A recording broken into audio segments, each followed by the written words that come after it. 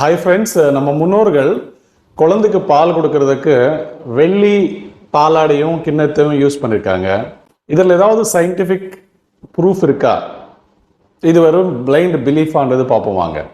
இந்திய நாட்டை பொறுத்தவரை வெள்ளி நம்ம நிறைய விஷயங்கள் யூஸ் பண்ணிட்டு இருக்கோம். வெள்ளி மருத்துவத்திலையும் யூஸ் பண்ணிட்டு இருக்கோம். சில்வர் ஃபாயில் அந்த ஸ்வீட் மேலே நம்ம ஒட்டி வச்சு அதை சாப்பிட்டுட்டு இருக்கோம் இல்லையா?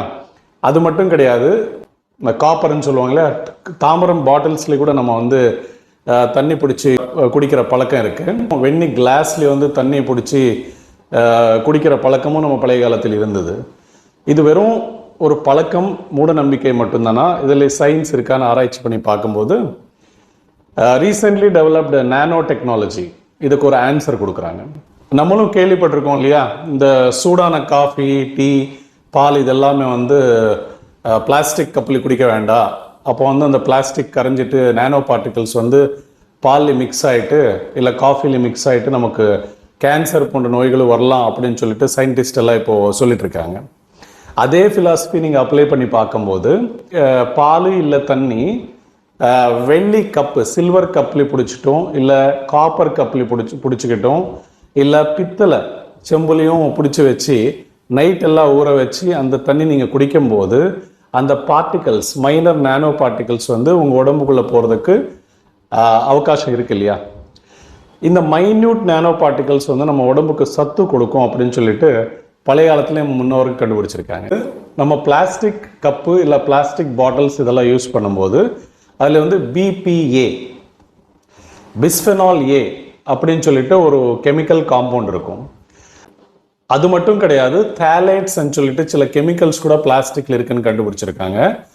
இந்த பிபிஏ அண்ட் தேலைட்ஸ் இது ரெண்டுமே நமக்கு தெரியாம நம்ம உடம்புக்குள்ள நானோ பார்ட்டிகல்ஸா டெய்லி போயிட்டே இருக்கு.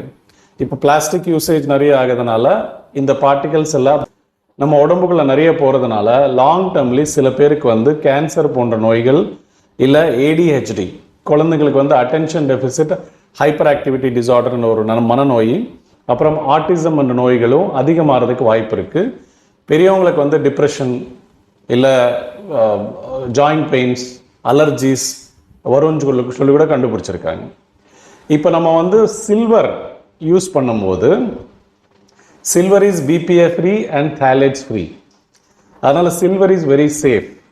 சில்வர்லேயே anti microbial, anti fungal, anti bacterial and anti viral and anti cancerous properties கூட இருக்குன்னு கண்டுபிடிச்சிருக்காங்க.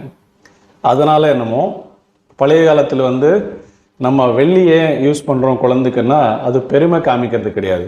ஸோ கோல்டு யூஸ் பண்ணாமல் பெரியவங்க சில்வர் யூஸ் பண்ணதுக்கு இது ஒரு காரணமாக இருக்கலாம். இது மட்டும் கிடையாதுங்க, ஈவன் அலோபதி சிஸ்டம், இங்கிலீஷ் மருத்துவத்திலேயே சில்வர் நைட்ரேட் அப்படின்னு ஒரு ஆயின்மெண்ட்டும், சில்வர் டென்டிஸ்ட்ரி, பல்லு சம்மந்தப்பட்டது, கண்ணு சம்மந்தப்பட்டது, அப்புறம் ஈவன் ஆன்டி கேன்சர் மெடிசின்ஸில் கூட சில்வர், நம்ம வெள்ளி யூஸ் பண்ணுறாங்க.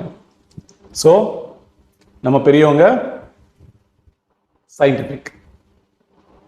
ஸோ நம்ம குழந்தைங்களுக்கு இனிமே நம்ம சில்வர் யூஸ் பண்ண ஆரம்பிக்கலாம், பிளாஸ்டிக் தவிக்கலாம். தேங்க்யூ.